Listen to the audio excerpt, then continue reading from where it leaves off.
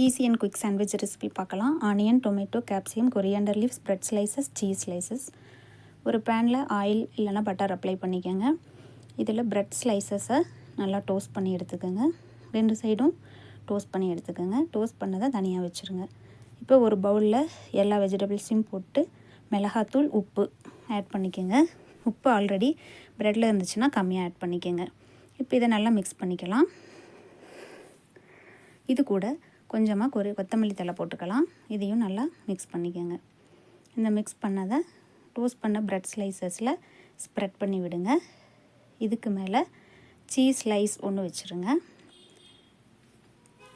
Cheese slice வச்சுட்டு அதுக்கு மேலே இன்னொரு ப்ரெட்டை வச்சுருங்க. இதை மறுபடியும் பேனில் வச்சு ஒரு 2 மினிட்ஸ் டோஸ்ட் பண்ணி எடுத்துருங்க. இப்போ கட் பண்ணி சாஸ் வச்சு சர்வ் பண்ணுங்கள். தேங்க்ஸ் ஃபார் வாட்சிங்.